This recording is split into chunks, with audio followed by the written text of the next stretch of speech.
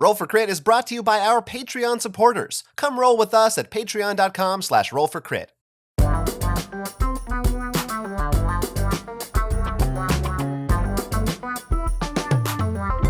On this week's Kickstarter Pickstarter, we've got some very big projects for you to take a look at, including some not on Kickstarter. So let's see what you may want to back.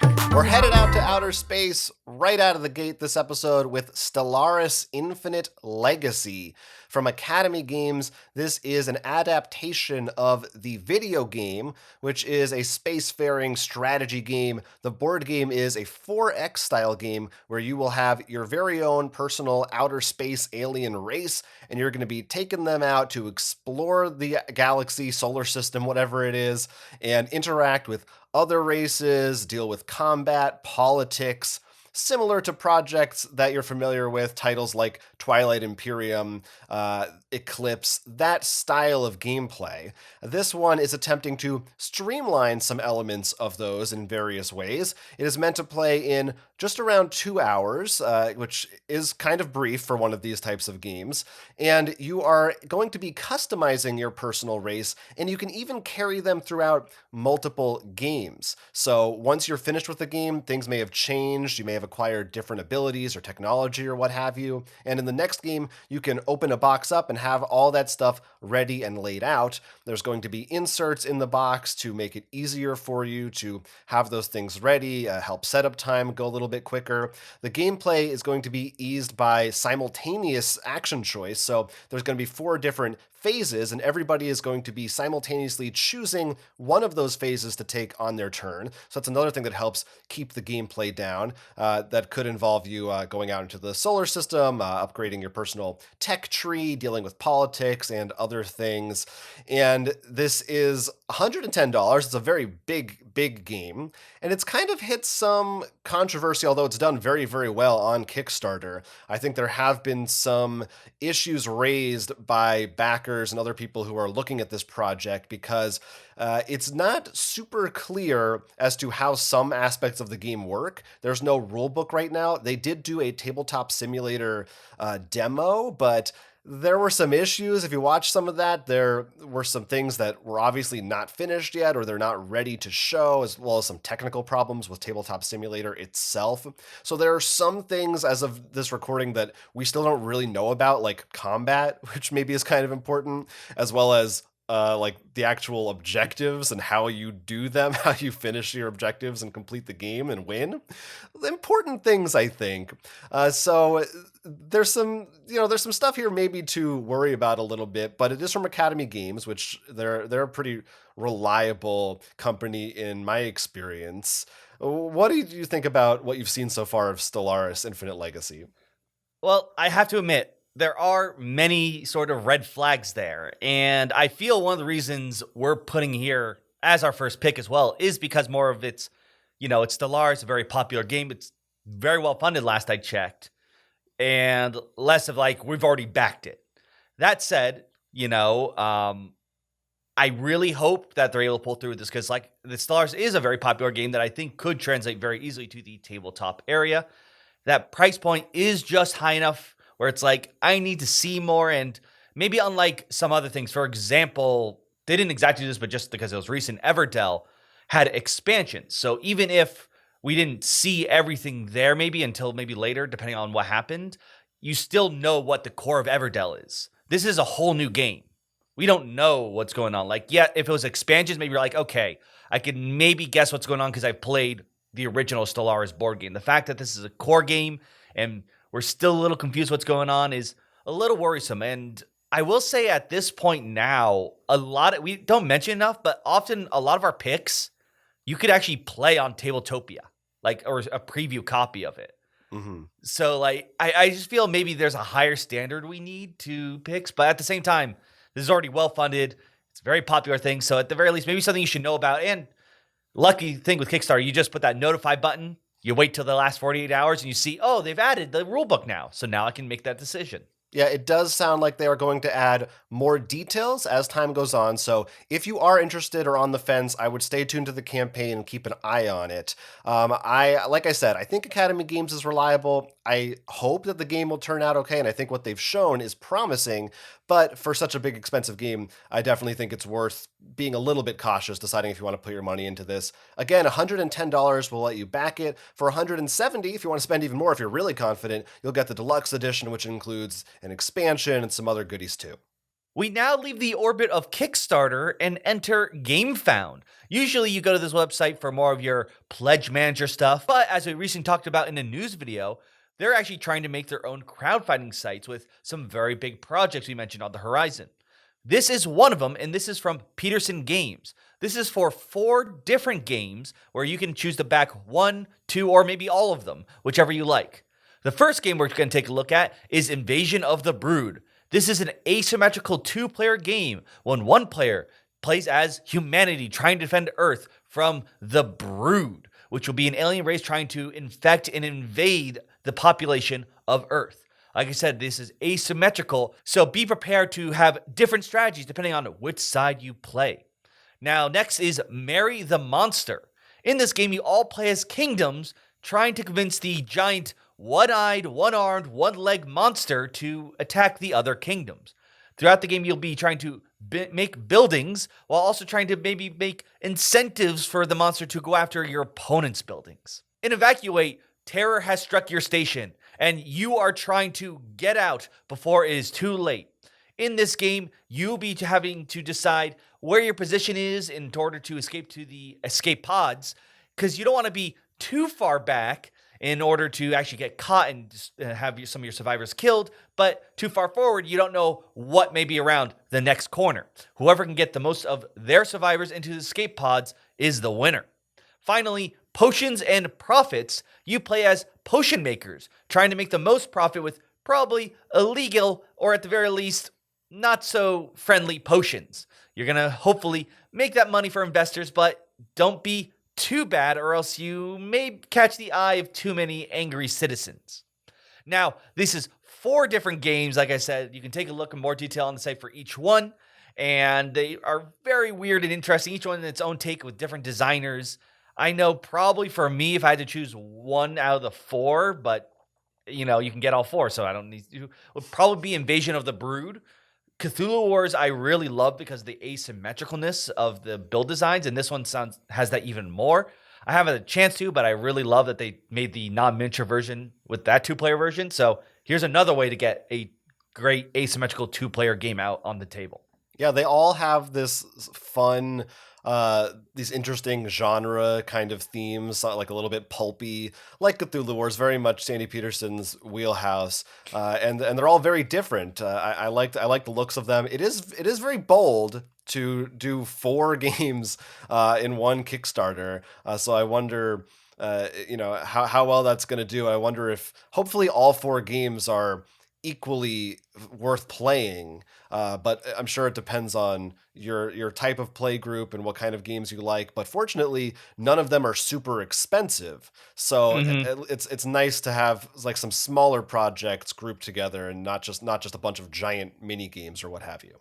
Oh yeah, I mean, don't get me wrong, love Cthulhu Wars, but if you weren't part of the initial release, catching up can seem like a very daunting task. So it's sort of nice to just be like, here are some standalone things, and they're not meant to mix with the other games. They're just their own fun experience. Mm-hmm. Now, there are, like I said, 4 games. 2 of them cost $25, 2 of them cost $40, but if you want to get the whole bundle, that is $89, so you're getting a pretty big discount there. Let us know if you're going to back one of these, or maybe you're going to go all in on these monsters. Our next game is Ghostwriter from Resonim. This is a team-based party game wherein 2 teams are competing to guess a word. On each team, one player will be a spirit, and the rest of the players will be mediums communicating with that spirit. But there are some tricks involved. They can't just outright communicate. Instead, the spirit is going to have a secret word, and the players will have cards with questions on them. So the questions might be things like, what color is the word, or how is the word used, or where did the word originate? All kinds of different questions. And the spirit will answer by spelling out their answer. So, one letter at a time, they are going to write their response. And it's up to the team to say silencio when they want them to stop writing. The reason they would want them to stop writing is because the other team is trying to guess the word too.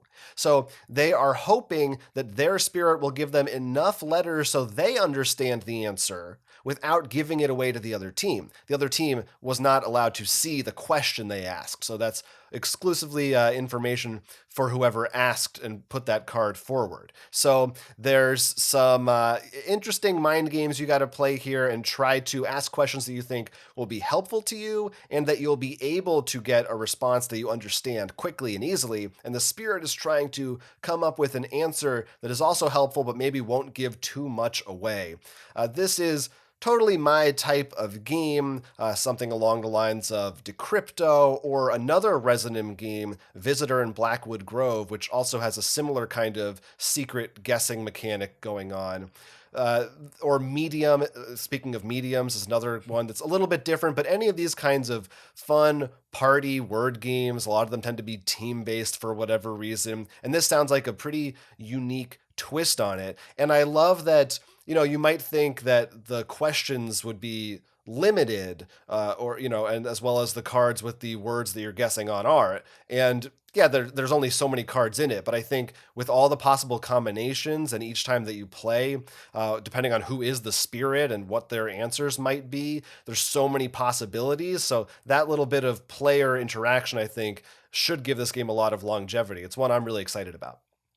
I'm a big fan of these games as well, and I'm really happy because when I first looked at it, I'm like, oh, this is just going to be like the spy game we reviewed a while back, which I'm totally blanking on because I know they're chasing it. Yeah, thank you. But it seemed like because the other team could hear the question, it sort of was really easy to sort of guess out what was going on. But this, because you hide it. For example, in there, they used the question, what color are you? Mm-hmm. And like they said, stop at BL. Now, that could be black or blue, but if you're on the other team, if you don't know the color, it could be like, maybe the answer is bleak.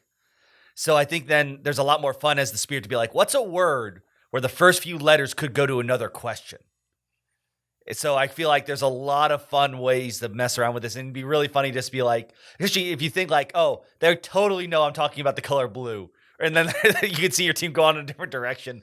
And you're going to have those moments, I think, at this game. So it just seems like such a great, fun party game. Yeah, if that's your cup of tea, take a look at it. Ghostwriter, you can back it now for just $25. Button Shy Games is back with another little mini game, this one titled Death Valley. This is a push your luck game when you and or another player will be trying to explore Death Valley without getting in too much trouble there. You'll be drawing cards and putting them in your journey slot. Now, they will belong to different categories, and should you get 3 of a kind in your tableau, you go bust and lose all the cards in your journey. On your turn, instead of taking card, you can take some to move into your scrapbook to save for later. And at the end of the game, you're going to score points equal to the cards in your journey, which will be these stars, as well as special abilities throughout either your scrapbook and journey, such as gaining bonus points for each kind of card in your journey or losing points, depending on what's in your journey scrapbook as well. Simple, small game, but really beautiful. I feel like almost a perfect companion for anyone who loved the park games, because Death Valley, same idea, though a little dangerous, still a park in some ways in exploration. And just these beautiful pieces. I think the Push Your Luck seems really fun. And I mean, if you already are enjoying the idea of how Bud-Side games are these small pocket games, I'm sure you're already interested in this. But at least if you're not, take a look at it. Yeah, I thought this looked like a fun little game. I think it's cool. They have little factoids on each card with educational information. It seems like it works great as a solo game as well as for 2 players. I'm enjoying all the wallet games. I always like seeing them as they go up. And they also have a Patreon for a little board game of the month club. They put out different wallet games every month, and I've been thinking about signing up because Button Shy, they do some cool stuff. They always have interesting ideas in a limited framework. That seems like a perfect fit, their little games with Patreon. But If you're just looking for Death Valley, you can back it for just $10, and that will include an expansion. And of course, this is Button Shy, which has a huge collection, so there's higher pledge levels for like a beginner kid or whatever else you would like to back. We've seen the Terminator translated to board games in the past. Now it is coming out as a tabletop role-playing game from Nightfall Games. This is based on the entire Terminator franchise. You will be able to play as a resistance fighter fighting against Skynet, either a character from the movie, pre-built, or your own character that you can design from scratch, and working together with your party to fight off against perhaps one or more deadly Terminators throughout the past and the future. You can choose if you're going to play in the 80s or during the future war, or maybe there will be some time travel, so you're going to be going back and forth and playing in multiple time periods. This is using the S5S system that Nightfall has. It uses a series of D10s, and the more skilled you are in something, the more dice you're going to get to roll to attempt whatever you are attempting.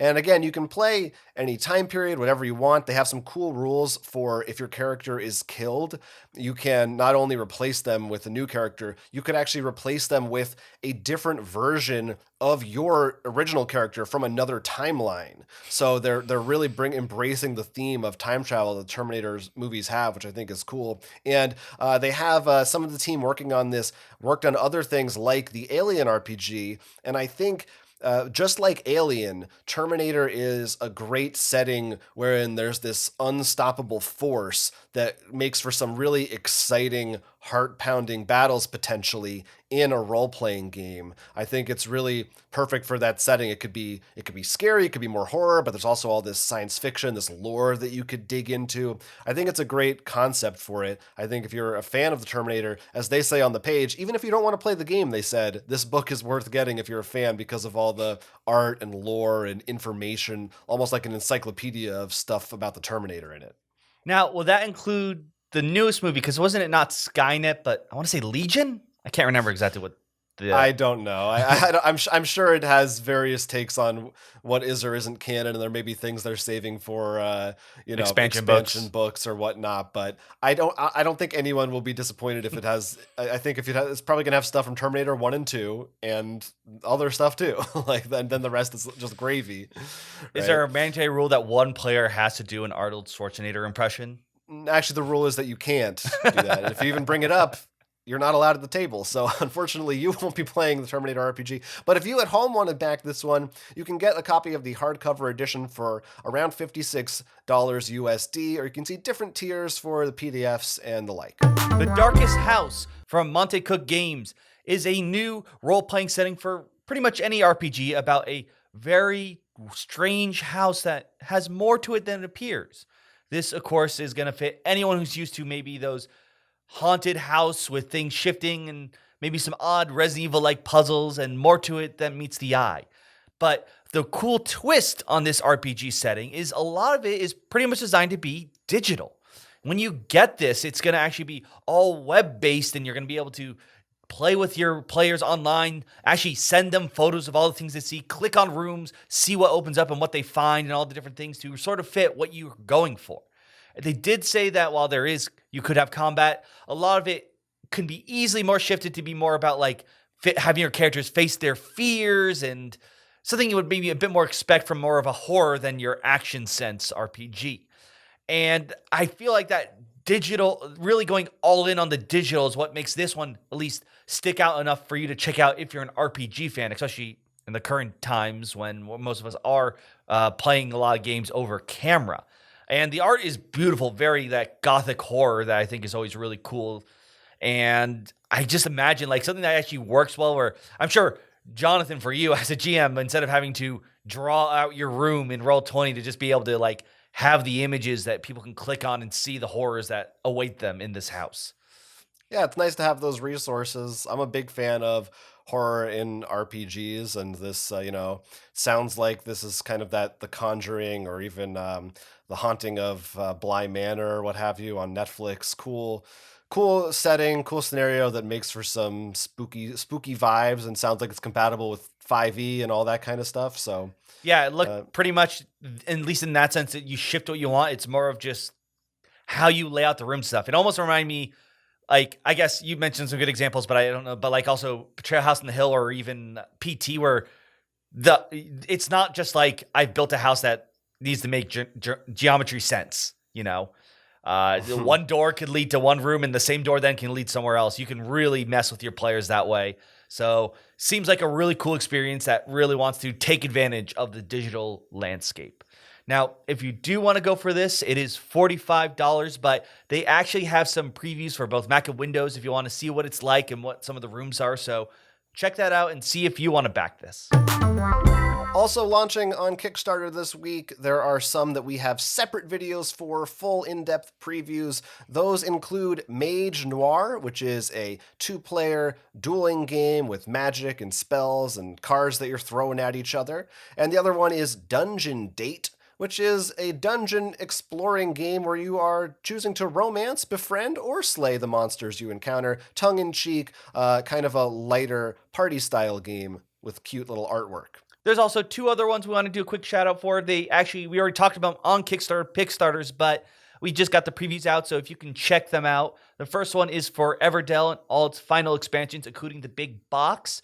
And of course, we've also got So You've Been Eaten, which is the game that's all about pit you against each other. One player as the miner, the other as the giant space monster who has eaten the miner.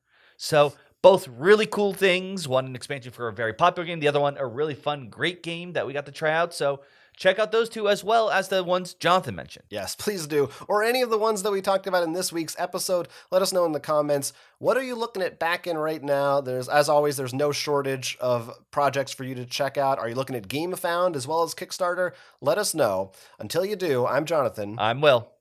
And this has been Roll for Crit. Catch the latest from Roll for Crit by liking and subscribing, and don't forget to support us on Patreon. Don't get analysis paralysis. Just click those buttons. Help us out.